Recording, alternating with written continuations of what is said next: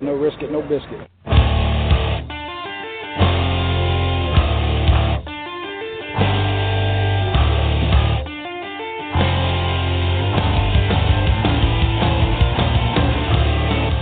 Coming from the Arizona desert, presented by SBNation.com. For Arizona Cardinals fans, by Arizona Cardinals fans, with outsider and insider's perspective, this is Revenge of the Birds.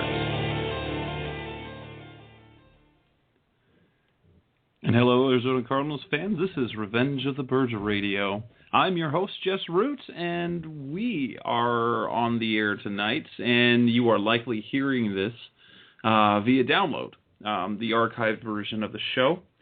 So I thank you again for downloading the show. It is a pleasure to have you listening, as always. Again, I'm your host, Jess Root, and we are getting ready to preview the Week 12 contest between the Arizona Cardinals and the Indianapolis Colts. They will play here in Glendale this Sunday. 2 o'clock local start, and well, as we like to do on our Thursday night show, on our late in the week show, we have a guest from StampedeBlue.com, our SB Nation Indianapolis Colts site, Indianapolis Colts site here, much like our site Revenge of the Birds. And well, before we go ahead and get started, with the interview with Josh Wilson, who comes to us via SB Nation, via StampedeBlue.com. We had a little bit of news that if you have been on the site, if you've been following the Cardinals, that the team pretty much is getting healthier, aside from Justin Bethel, who was cleared to practice on Wednesday. However, after being limited in practice on Wednesday, on Thursday, he was downgraded and did not practice, so his availability for Sunday, although he said he hopes to play and is planning on playing, his availability is at this point in doubt. So what we can do is simply hopeful he can make a practice again. The rest of the team, although it seems that they're getting healthier, John Abraham was fully available in practice on Thursday. Britton Golden seems to be getting better. At the beginning of the week, Bruce Arians said he was probably about 90%. And with the loss of Teddy Williams, they really could use him even for 3 or 4 plays running a deep route, even just to make an attempt down the field, just to kind of put the threat of the defense, give a little threat to the defense that, hey, there's something over the top and that can't bunch those defensive backs in the first 20 yards of the field. Kind of have to account for the deep ball. As for the Indianapolis Colts, but this is a very intriguing matchup, and for Arizona Cardinals fans, kind of on our site, the kind of the theme from when Seth and I were on the show on Tuesday night, one of the themes was that of the Cardinals just not being a national storyline. The 6-4 Cardinals, who are essentially tied with the San Francisco 49ers for the final playoff spot in the NFC, although the 49ers do hold the tiebreak.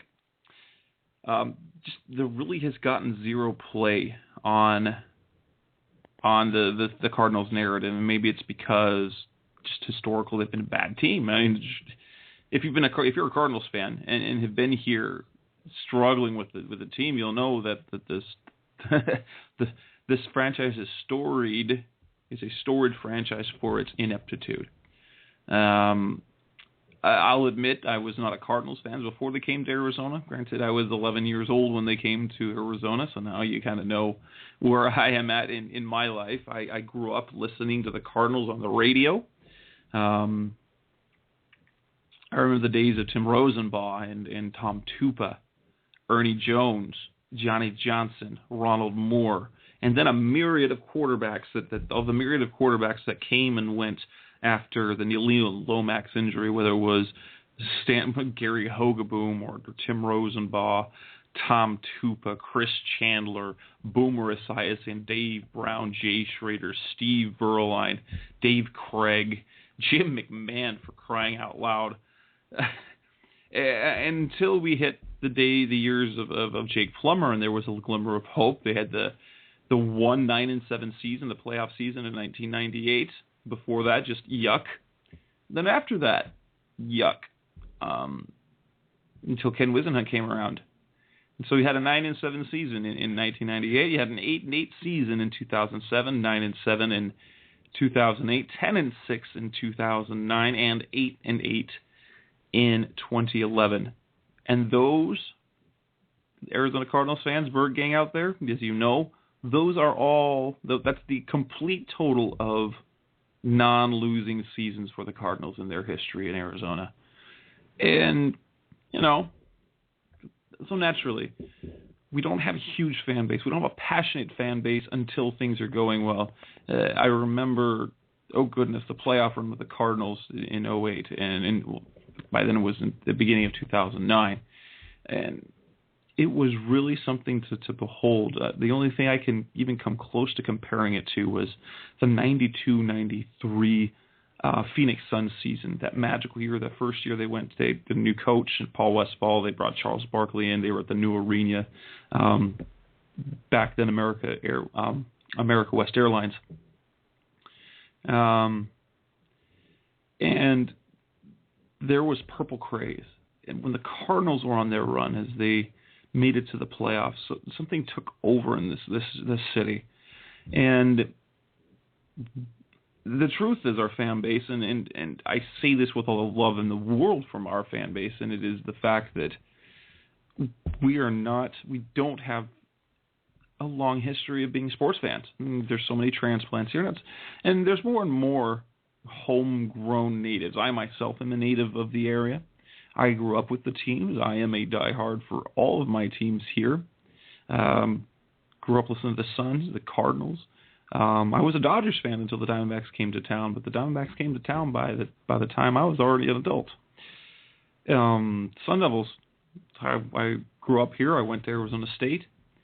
But there aren't a lot. There's more now. And so we're getting a generation of young people who are growing up, hopefully, as Cardinals fans, and can develop that passionate fan base that has been that we've been longing for, and it really has been needed to establish and to keep that really good base of fans. We know what it takes for the fans to get interested in its winning. We know what it would take for the media to grasp on. It takes winning, and it takes skepticism, and it'll be brought in with skepticism even. And so we bring that's the local narrative here. That's the local narrative. We've got the 6-4 Cardinals, who people still do not believe, while they're surprisingly okay this year at 6-4 and in the mix. There's a feeling, perhaps even in town, and especially nationally, that it's not real, that it's not for real. I've been on the record as saying that they've taken care of business before they started this 3-game stretch after their loss to Seattle. That this 4-game stretch was actually kind of crucial. At minimum, they needed to go 3-1. But and I was on the record as saying in the show a few weeks ago that for the Cardinals, in my mind, to truly be a playoff contender, be really in the mix, they got to go 4-0, and that's where we are this week. We're at the Indianapolis Colts game. Andrew Luck is coming to town.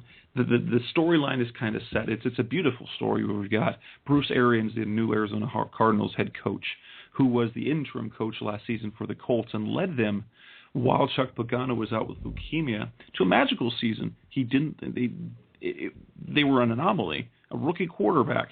They ended up winning 11 games and going to the playoffs, and they just got on a roll. And now the Colts come to town. You've got Arians, who's got a coaching job essentially because Pagano got sick, and Pagano's facing him. They're like brothers, like a backyard brawl, as they both have described it. They both kind of know their tendencies. But at the same time, there's a little parallel to this when we had Ken Whisenhunt's first season in 2007, and the Steelers came to town, and they defeated them. Now, granted, they weren't in the middle of a playoff race then. They weren't. They were kind of in it, and in the end, they got hot enough towards the end where they were kind of in the mix, but were on the outside looking in. You've got kind of the same narrative now, only this time that the Cardinals kind of control their destiny. They're in a position to, if they win games, they're going to make it the playoffs. And this is one of those games to kind of start. Larry Fitzgerald said it on Thursday to the media. If we're going to consider ourselves a playoff team, if we're serious as being a playoff team, we have to win this game. This game's a big game. I would say it's been the most important game for their playoff lives. The Atlanta game was kind of the turning point. That's where things could have gone awry or in the right direction. After the loss to Seattle, they needed that win to kind of point them in the right direction. Which direction was the season going to go? They made that right turn. They didn't turn towards to the depths of 2012, to the depths of 2010, or the many years before 2007. And they took care of business. They defeated the Falcons. They took care of business against the Jaguars. They beat the Texans. And now we have the Indianapolis Colts, 7-3 Colts, who have been as good as you can be and as puzzling as can be. Their wins include some of the best wins of the season, some of the best games of the season when they took down the Seattle Seahawks. The Seahawks' only loss. They took down the San Francisco 49ers in San Francisco in convincing fashion, and they beat Peyton Manning. But they lost to the Rams, and not to the Rams with Sam Bradford. They lost to them in shockingly poor fashion to their backup. They've lost to the Chargers. They lost to the Dolphins. So they've got kind of this up and down season, and that's where we're at. And so we've got the Colts coming into town. Got an intriguing matchup. And since someone is probably better, more equipped, and more qualified to talk about the Colts than I think it's time to bring on our guest. And let's welcome him on now. And we'd like to welcome Josh Wilson from Stampede Blue, the SB Nation Indianapolis Colts team site, which is the sister site to our Revenge of the Birds for the Arizona Cardinals. How are you doing tonight, Josh?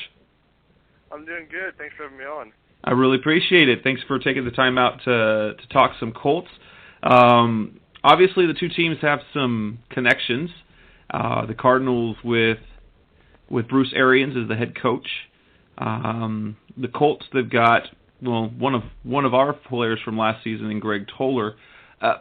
It has kind of been an up and down season. I guess it's been a season of highs and lows for the Colts. Could you tell us a little bit about how the season has gone? It's kind of the roller coaster with some really big wins, having beaten the 49ers, beaten the Seahawks, beating the Broncos, and then with losses to San Diego, to the Rams, and not just a loss, but a shellacking by the Rams. How has the feeling been across Indianapolis? Well, I mean, I think you got to start with the fact that the Colts are 7-3. So I mean, that's got to take the precedent. When we're talking about how the Colts have been, that's got to be. I mean, we're all thrilled with where they are at 7-3. But as you said, it's been up and down, and the wins over 49ers, the Seahawks, the Broncos, those are three of the biggest wins of any team in the NFL this year, in my opinion. And so, I mean, those have been unbelievable highs and wins that, quite honestly, were incredibly impressive. But then, as you also said, they've had some real bad games, like against the Chargers or against the Rams especially. And even this past 3 weeks, they've gotten out to huge deficits in the first half. And so it's really been an up and down year, as you said. And I'd say there's been more good than bad, definitely, because, I mean, 7-3 is no, and I mean, right now they're on track for the number 2 seed in the conference due to a tiebreaker with New England, who has the same record. So I've been very pleased with where the Colts are at this year, but I think the biggest thing that weighs them down is their inconsistency. From week to week, you really don't know which team you're going to get, and that's the real problem we have right now, is that you don't know whether they're going to be the team that comes out looking sluggish and looking just like they don't know what they're doing, or whether they're going to be the team that comes out and can dominate any opponent in the league. So I think they have both capabilities right now, and you just want to see them get more consistent towards the good side, and that's where we're really at right now. But overall, I've been really pleased with where the Colts are at this year. Well, in kind of your season goes by, we've got this young quarterback in Andrew Luck. The stats don't give him, based on what you hear he's the next Peyton Manning. In fact, Bruce Arians said it today. It's kind of like I think he put it this way, is you take Peyton Manning's head and you drop it on a young Andrew Luck body, and he's a lot like Peyton in his smarts. The stats aren't nearly as gaudy as even Peyton's were, even in his second year with the interceptions and such. And I know in part that having run the offense at Bruce Arians' schemes last year, that it really is a high-risk type of thing where you're going to end up chucking the ball down the field and there's going to be turnovers. But everyone, whether media, analysts, players, they just gush about Andrew Luck. How good is this kid? Oh, man, he's incredibly impressive, and I really he continues to just blow me away with how good he really is, and I've been watching him for a year and a half now, every week, and I went back and watched his film at Stanford. I mean, he just always finds new ways to impress you, and really, as you said, the stats don't tell the whole story, and honestly, I've never found a player since I've been covering the NFL that's been true of more than Andrew Luck. And last year, in the office with Bruce Arians, as you well know, it's going to be, the completion percentage isn't going to be as high as some of the other quarterbacks, and the interceptions might be a little higher, but that's due in large part to the nature of the offense. And then this year, just his stats not being as great as some of the other quarterbacks, like you mentioned, it's just they're trying to run the football quite a bit, and it's been working decently, but still it takes away from Andrew Luck, and that's put them in some bad situations. But really, when you're talking about what's impressive about Andrew Luck, I think he can make all the throws you expect an NFL quarterback to make. He can make them anytime in the game. But really, what's impressive about him is his athleticism, his ability to make plays when there's nothing there. And you look at the Colts, and their offensive line is, in most games, playing pretty terrible. And the ability he has to avoid the pressure, to make plays, to extend the plays with his legs, to get yards on the ground. He's run for quite a few touchdowns this year and last year too.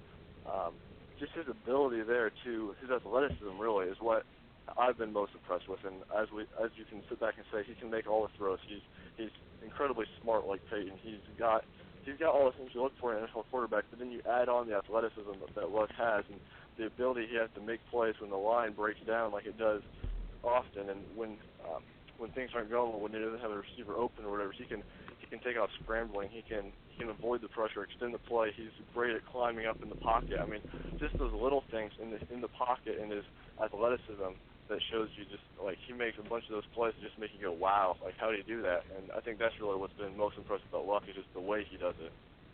Now, obviously, the injury to Reggie Wayne is I guess, the word is probably devastating, and yet they still. How has that affected the offense over the past few weeks? I think you've seen it really clearly affect the offense, and ever since the injury of Reggie Wayne in the fourth quarter of the win over the Broncos, the Colts offense really has struggled for most of the last three games since then. And I think you just look at the fact that right now, outside of T.Y. Hilton, the Colts really don't have any receivers that are stepping up. I mean, Darius Hayward-Bay surely hasn't, and then they haven't found anyone else that can either. And the guy that was leading the team in receiving yards after T.Y. Hilton and Darius Hayward-Bay in terms of receivers was Griff Whalen, that just waived yesterday. So I mean, you look at they really don't have anyone else stepping up. It's been a lot more of running backs and tight ends. Kobe Fleener has really stepped up to tight end, so that's been huge. And T.Y. Hilton, of course, at the receiver, he's been playing really well. But I think when you look at in terms of Andrew Luck, now he doesn't have the security blanket he had in Reggie Wayne, so to speak. And he went to Reggie a lot on third downs or in the red zone, or whenever he needed a big completion, he always knew Reggie Wayne was there. So now he doesn't have that, so he's been forced to go through his progressions more than he already did. He's been forced to go back and actually make more plays. So like, because when he had Reggie Wayne, Reggie would cut off the route at points. Reggie would but he was so smart a receiver that he can adjust to when the quarterback's in trouble. He can break off his route. He can extend his route based on what the pressure situation is, based on what Luck is experiencing in the pocket. And right now, the Colts have a lot of young receivers that just don't do that either. So, I mean, you look at, there's a whole bunch of factors that go into it, and when you add those all together, we've seen the Colts offense really struggle, and it's taking them a while to get used to it, but there's positives in that. In the second half against Tennessee, they looked very good for the most part on offense, and they've had 10 days to work and continue to work. So there are positives, but most definitely it has affected them, and you can see it in numerous ways when you look at the offense. Now, I'm going to ask you a little bit later specific about how that's going to match up, especially without Reggie Wayne. You've got kind of your one receiver threat in T.Y. Hilton. And I'm going to ask you a little bit later about how you think they'll match up against the Cardinals, specifically with their defense, where you've got like Patrick Peterson, and they've got some really good pieces there. But I want to talk a little bit more about the offense. Bruce Arians described it today in his press conference, saying that the question was about how does the Colts offense look? Is it more or less what they were running last year? And he said, not exactly. He compared, he said that they're doing more power O sets. More or less, the running game resembles more the San Francisco 49ers, with the passing game resembling more what the Cardinals do. Or perhaps it's kind of rather, the offense looks more like the 49ers than it does the Cardinals. Is that a fair assessment based on what Aaron said today? I think so. And I think that you look at Bruce Arians' offense is, you run the football some, but when you're passing the ball, you just chuck it downfield and try and get those big chunks of yardage. And that's what Andrew Luck did last year. And then this year, you come and you look at more of the offense that he ran at Stanford. That's a power run. That's power run offense with a shorter passing game. They're still throwing it downfield some, but they've got a much shorter base passing game. Just more running sets. They use the fullback a ton now in their offense, and I mean that's. Well, Bruce Arians doesn't believe in the fullback. No. So that's been one of the biggest changes, honestly, is having the fullback on the field, and just the Colts having more of an emphasis on running the football than they ever did under Arians. Not that he doesn't like to run the football, but now that's a priority for the Colts. And also Arians' passing game is largely based downfield in terms of a lot of the routes they have designed for the receivers. And in the Colts offense they run now, a lot of it is a shorter passing game. So we've seen Luck get more running backs and screens and all of that involved than they did last year. And so I think that, it's a fair comparison. And the thing is, Luck ran this offense at Stanford too, so it's not like it's something completely foreign to him. But they're trying to mix in parts from Bruce Arians' offense and from Pep Hamilton's offense now. And I'd say that so far it's been one of the biggest changes, like I said, is having a fullback there and just having a power run emphasis. Now, looking at the running game, the attempt is Trent Richardson was kind of the centerpiece, or the idea was to bring him in as a centerpiece, is that Colts were willing to trade a first-round pick for next year's draft to bring him in. He himself apparently says that he's playing good, in his words, yet Donald Brown has kind of taken over, not just outplaying him, but playing at a very high level, averaging, just over 6 yards a carry over his last several games. And what is up with that offense, with the running back situation? Is it a case where Richardson is still adjusting to the schemes and learning what his assignments are, where his reads are supposed to be? Or is it another, perhaps, case of, he's an Alabama running back that perhaps is the result of their offensive line talent and scheme there? Do fans regret the trade for Richardson, especially with the way that Brown is playing these days? I'd say the feeling around Indianapolis is really negative towards this trade at this moment, and it's just interesting to look at the comparison to where it was when they made the trade, and everyone was thrilled and ecstatic about it, and now everyone's talking about how bad of a trade it was for the Colts, how Richardson's a bust, and all of this. And I think either way, it's too early to really judge him as a player, but the trade certainly doesn't look great at all right now for the Colts. And the question that we're all asking is why? Why isn't Richardson? Why isn't he producing? And even why isn't he producing at the level he did last year, where he was solid, but he's under 3 yards per carry this year. It's just we're all trying to figure out why that is. And I looked at that a few weeks ago more in depth, and just I looked at the offensive line hasn't been great at all. They've let so many guys into the backfield before Richardson even gets a chance.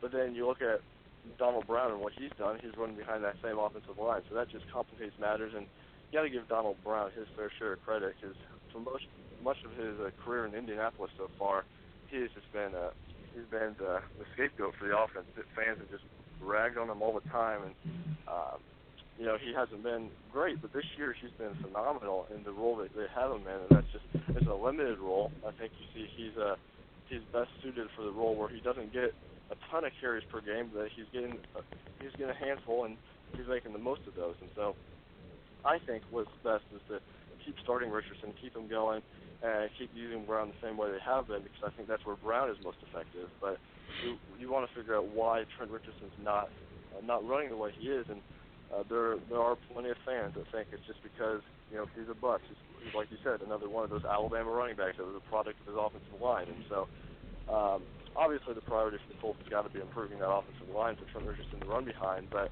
you also want to see him make some progress. And we always keep saying he's going to have that breakout game sometime, and we keep waiting and waiting, and it hasn't come yet. So, I think it's going to come sometime, but for right now, Donald Brown is by far the best running back on the Colts, and he's running the best. And I think that you'll probably see that continue against Arizona, and I think that we'll see the Colts try and use Brown a little more than they have been, and they're slowly getting him more involved in the offense. In the last week, he had 11 carries and made the most of it. So I think we'll continue to see him get more and more involved in that offense as long as Trent Richardson continues to struggle. Now, I'm going to go to the question now. The Arizona defense has been, by all means, one of the best in the league. They're number 2 in the league against the run. They hold running backs to very few yards, not just overall in the game, but the yards per carry. The passing game, the one trouble spot they've had has been guarding the tight end. And aside from one play last week on the 4th and 1 where there was clearly a blown assignment, they had kind of reined that in. How do you see if you've got Patrick Peterson on the outside, Tyrann Mathieu back there at safety, and if you look there, Peterson can, especially without Reggie Wayne, he now can sit Peterson on T.Y. Hilton and kind of take that receiver, or potentially take that receiver out of the game. The defensive front has been fantastic against the run. How do you see the Colts being successful against that Arizona defense? That's a great question. I think that the Cardinals' defense has been phenomenal this year for the most part, and that's been really their strength. And I think that you're going to have to see the Colts. T.Y. Hilton against Patrick Peterson is a matchup I'm looking forward to see, and hopefully we'll see that quite a bit. Because so far we haven't really seen any corner be able to cover T.Y. Hilton just because of his speed and what he brings. And so I'm excited to see what Peterson can do against him. But either way, you're going to have to find someone else besides T.Y. Hilton to go to. And so I think really look for the Colts because they really don't have another receiver that's stepped up so far. And so certainly Andrew Luck's going to try and get those guys involved, but I'm just skeptical on how good that's going to be. So you're going to see the Colts try and run the football. They have been trying all year. Sometimes it's worked, sometimes it hasn't. But either way, it hasn't been enough to win games for the most part, other than the game against San Francisco. And so you're going to see Andrew Luck have to make some plays. And I think the real guy to watch is Coby Fleener at tight end. And he's much more of a receiver type than a tight end type, but he has really emerged since the injury to Reggie Wayne, especially, and earlier in the year when they lost Dwayne Allen too. Fleener stepped up there, but especially since the loss of Reggie Wayne, he stepped up and he's been playing very good. And I think that you're going to see Andrew Luck continue to go to him, continue to try and find him, because he creates matchup problems. And I wouldn't be surprised to see the Colts get him out in the slot some, bring him in at tight end, try and create the matchups that they want with him. And so I think he's one of the real keys to how the Colts are going to try and attack the Cardinals' defense. And obviously you're going to see Luck spread the ball around some, get it to the running backs, get it to T.Y. Hilton, get to the other receivers. Darius Hayward Day. They're going to try and run the football, and then Andrew Luck can just make plays on the ground too, which is always something the defense has to guard against, which is almost unfair because of the throws Andrew Luck can make. But you also have to be aware of the threat that he is really capable of running. He is a really dangerous runner when he does scramble, which isn't often, but he does a few times a game. And so when you add all this together, I mean, the Colts certainly have a shot, and they're not going to try anything radically different against the Cardinals, but it's going to be a much tougher test. And I think, if I remember right, Chuck Pagano even said this might be the best defense they've played so far this year. And I mean, I wouldn't doubt it. And I mean, Seattle is up there, but this game will really be a real test for the Colts offense to see how far they really have come and how they can play without Reggie Wayne. I think you'll see Kobe Fleener play a big role in that offense, and if he doesn't, I fully expect the Colts offense to struggle. Let's go to the other side of the ball a bit. Kind of the linchpin of what the defense does is you've got Robert Mathis playing at an incredibly high level this year, and if there's one thing that we've seen with the Arizona Cardinals offense is offensive line issues. So I imagine that Mathis sees Bradley Sowell, a guy who was on the team in Indianapolis a season ago. He's now the starting left tackle for the Cardinals and must be absolutely salivating. What else can we see? What are Cardinals fans going to see on the defensive side of the ball? Schematically, are there some key injuries? I know Greg Toller's been struggling with the groin. Is he coming back? Who are we going to see personnel-wise, and what can we see as they attack the Arizona Cardinals offense? Well, first off, just about Greg Toller, he has missed the past 3 games with an injury.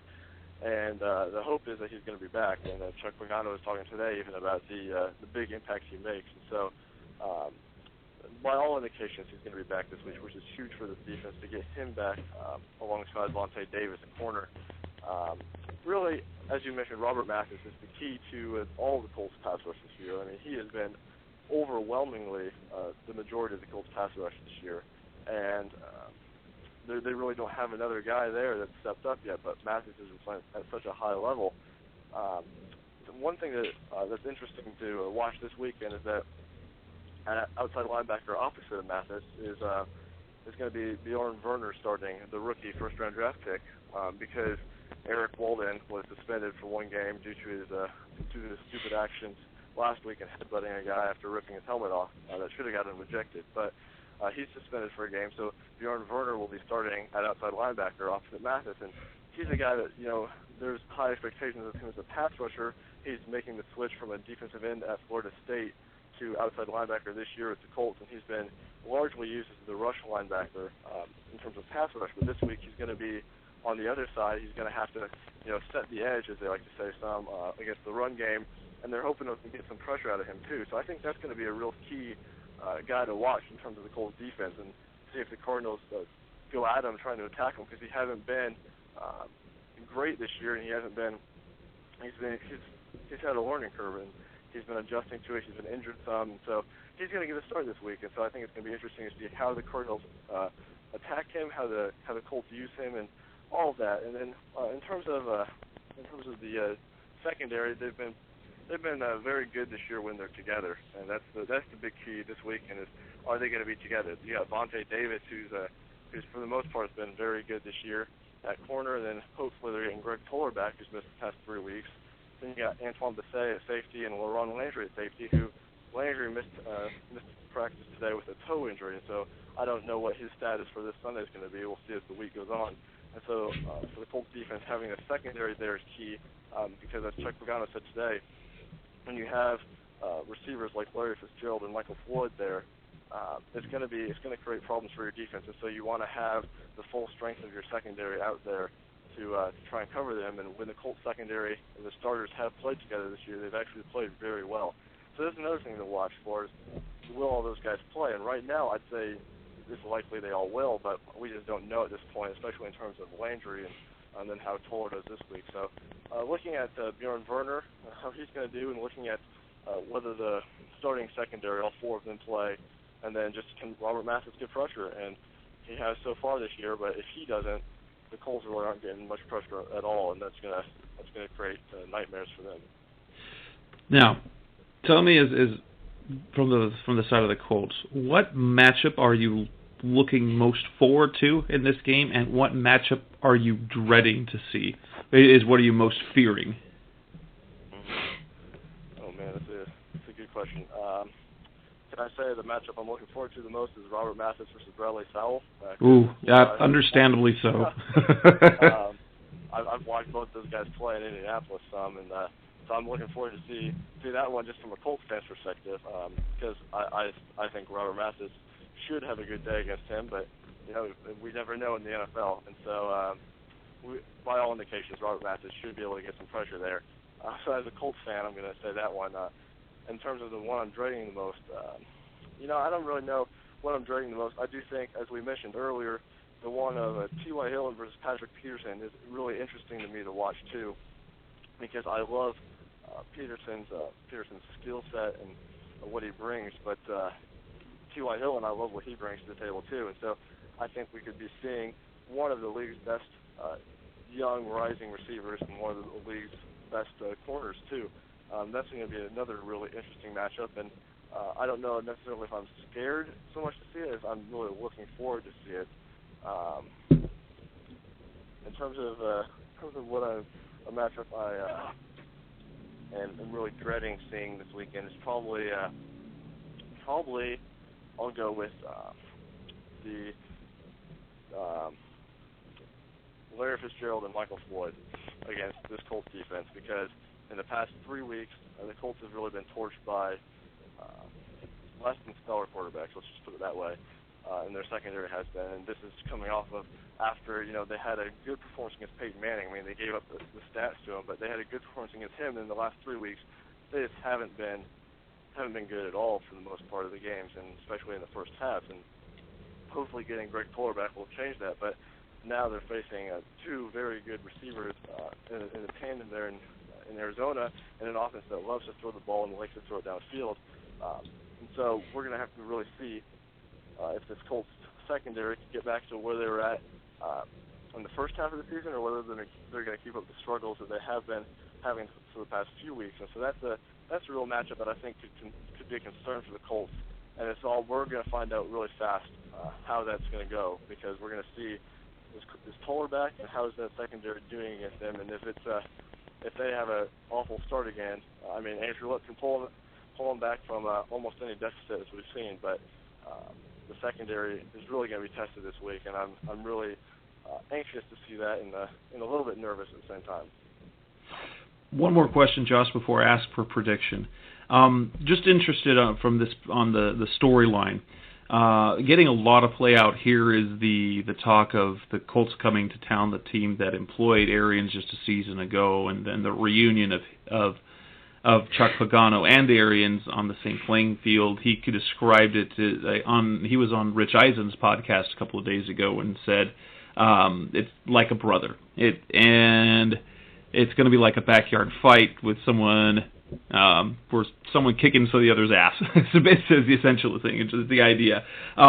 Is that storyline getting much play out in Indianapolis these days, or is it more about just the Colts and their play? Because it is a big story here, obviously, because Arians has a job essentially because Pagano got sick. And because he wouldn't have had that, he likely would not have been a candidate had he not had to take over and then had the success that he had leading the Colts. So there's kind of that storyline going in. How much is that being played out there?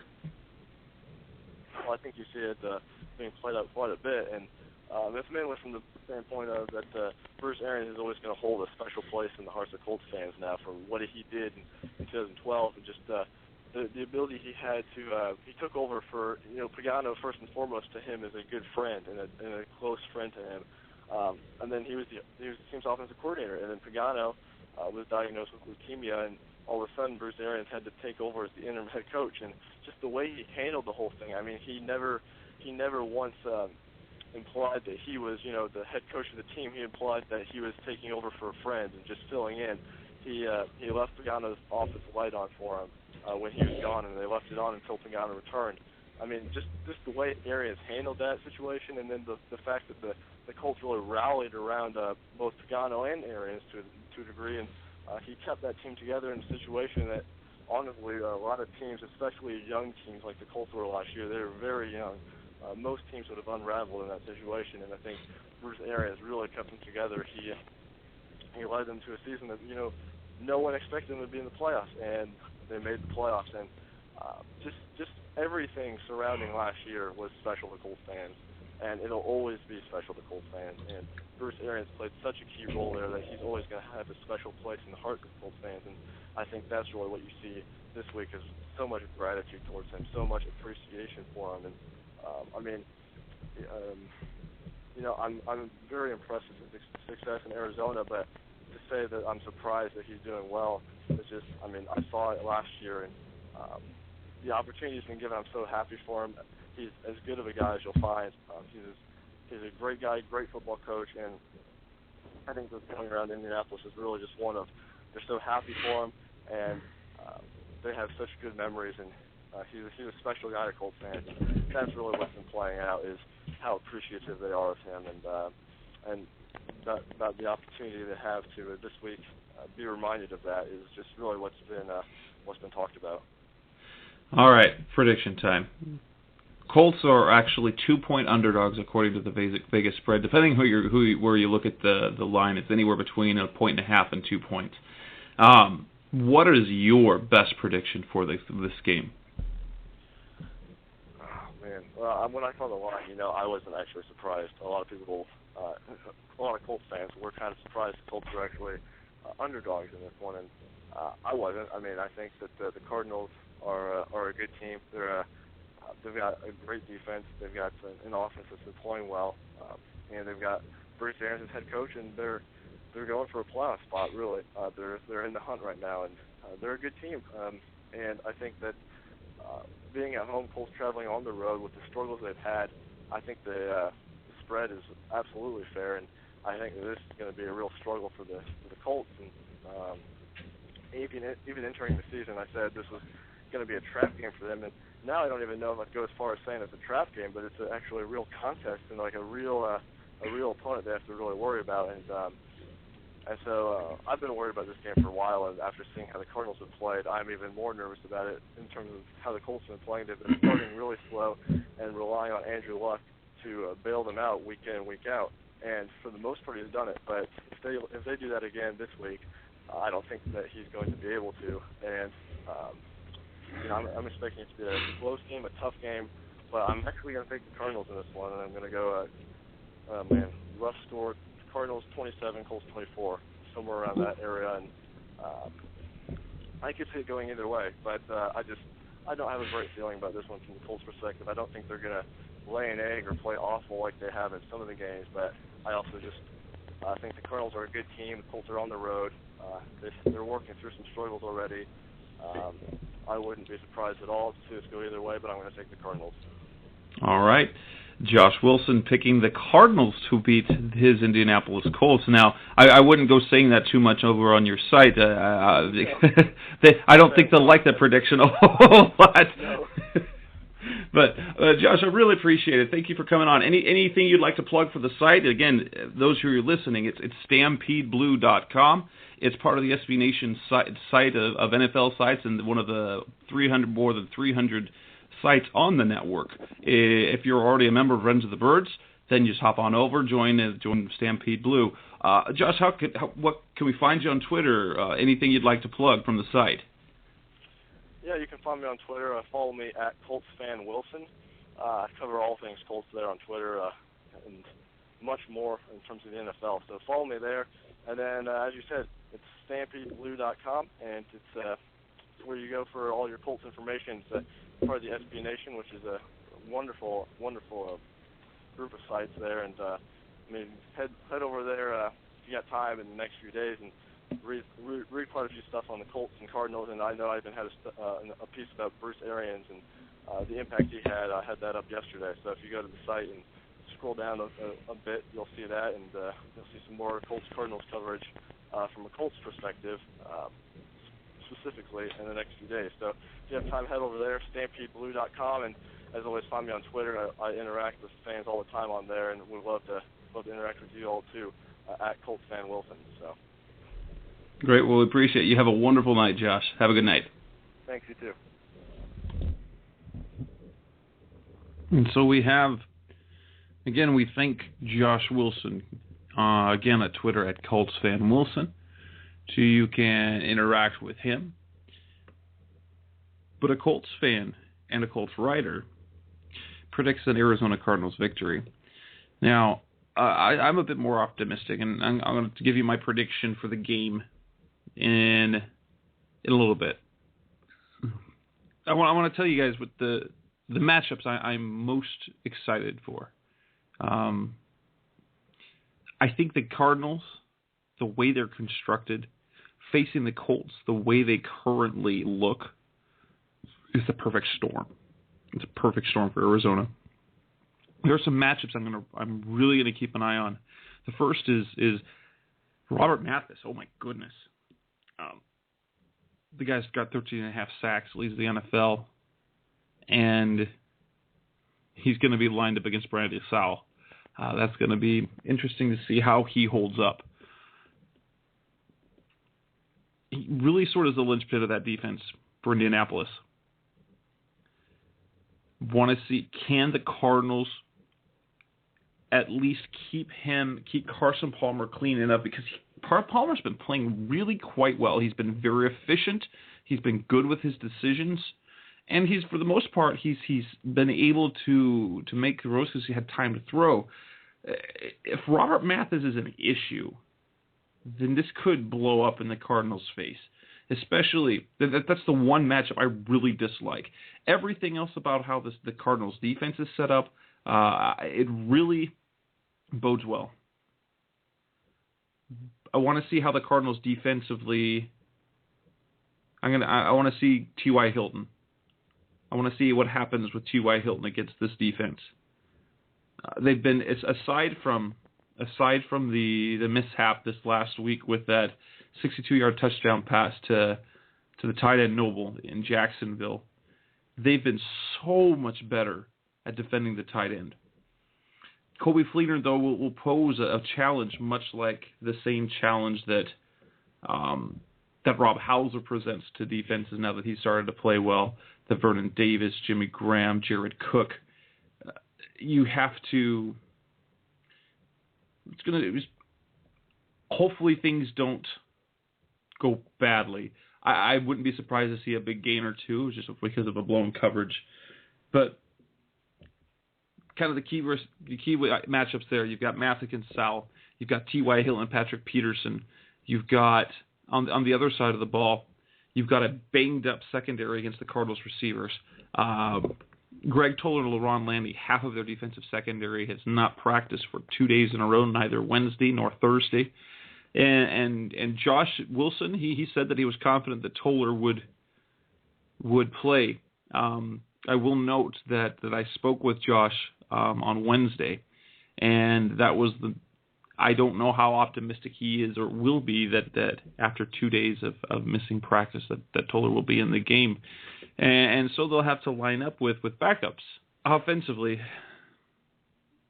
I want to see the running game, because Indianapolis is not statistically great against the run. In fact, they are 28th in the league against the run. Now, Jacksonville was terrible, and they held the Cardinals to almost nothing. But one thing the Cardinals have been doing, they've been balancing, even with the lack of success, they've been attempting to run. They've been continuing to commit to at least doing just enough so that you're not one-dimensional. Even after being stuffed the line of scrimmage, they rushed 21. They actually rushed 24, but 3 of those were their kneel downs at the end of the game. So they attempted 21 rushes. The previous 2, taking away the kneel downs, they were 27 attempts in basically each of the games before that. I want to see them have success in the run so that it opens up the passing game, because, again, if that running game gets stuffed, then there's going to be issues, because you're going to have Robert Mathis go off and cause great pressure. Then I want to see how the Cardinals handle Andrew Luck. they've been really good. I mean, if you look at the young quarterbacks that they've faced, last season, Colin Kaepernick gave them trouble. Russell Wilson has played well against them. At this point, Matt Ryan is a veteran quarterback. They have Matt Ryan's number. They saw Cam Newton in his debut, and he really threw the ball really well. Mike Glennon looked good against them. So Andrew Luck says he's going to have some success, but there's no Reggie Wayne. I think the thing that's going to be the saving grace for the Cardinals is their defense. And I can't see a Colts team with no Reggie Wayne having their number one receiver now being T.Y. Hilton, as talented as he is, being able to score enough to beat the Cardinals. Now, both of these defenses have been fantastic in the second half of games. The Cardinals, they make great adjustments, and the Colts, I'm not sure whether it's the momentum of their offense coming around and starting to make a rally, things going. But this has the makings of a slug 'em out game. But I'm going to give you my prediction. I think it's going to go different than you think. And I think the injury to Reggie Wayne kind of is the linchpin. I think they're playing at home. I think the players will be very up for this game. The Cardinals know that they really need to keep winning like it is the playoffs to maintain in the playoff race, since they are just on the outside looking in. They have to keep winning. The Colts have an easier way through. I mean, they play in a division that has the Jaguars, that has the Titans, and the Texans. And so if you look at it, they won't. I mean, they should have the same urgency, but they don't have as much on the line, let's say, as the Cardinals do. Cardinals have to keep winning. I mean, they're tied for second record-wise in the NFC West. They're fighting for a wild card spot as opposed to a division spot, a division title spot, because it's going to take a lot to overtake the Seahawks. At this point, it's a foregone conclusion that Seattle's going to run away with the division. You've got two great defenses in the second half. You've got a Cardinals offense that tends to do well in the second half. Like Carson Palmer comes around and does things and rallies the team. But my prediction, I don't think it's going to be a close game. I think that the matchup, the way the Colts are constructed and their personnel, I think plays into the strengths of the Arizona Cardinals. I think because the Colts have not been particularly proficient at running the ball. They have a very average running offense, the 14th overall in the league. They have a 13th overall offense, but the Cardinals are number 2 against the run in the entire NFL. So, and then I think Patrick Peets will neutralize T.Y. Hilton. They're going to neutralize a running game as they've done all season. So unless they're giving up big play after big play to Colby Fleener, I think the Arizona Cardinals are going to be in a very good place at the defense that will put the offense in good positions. And I think the offense will do well. I mean, the Rams put up 38 points. You saw Peyton Manning. I mean, he had one of his, aside from that, the untimely interception. I mean, Peyton Manning put up his numbers. The Colts defense in the second half tends to step, but the Arizona Cardinals offense is coming around. They scored 27 points each of the last 3 games. If you look at the ancillary numbers with their receivers, Rob Hauser has come around. Michael Floyd has come around. And that, to me, more than anything, that is a sign of how the offense is clicking. It's running the way it should. And they will continue to do that. Final word. My prediction, Arizona Cardinals 34, Indianapolis Colts 20. This is going to be the signature win of the year for the Arizona Cardinals. Going to get them going. Whether it can keep them through the rest of the year, I don't know, but it's going to keep that ball rolling. This is exactly the type of game that Bruce Arians is. If we saw with the Colts last year, he kept them winning. He kept them on the roll. They were believing. This Arizona Cardinals team is on the cusp. And if they're going to, they have to, and then they're going to. They're going to win this week, and they're going to do so in an impressive fashion. And this is going to be the week where the national media finally takes a look.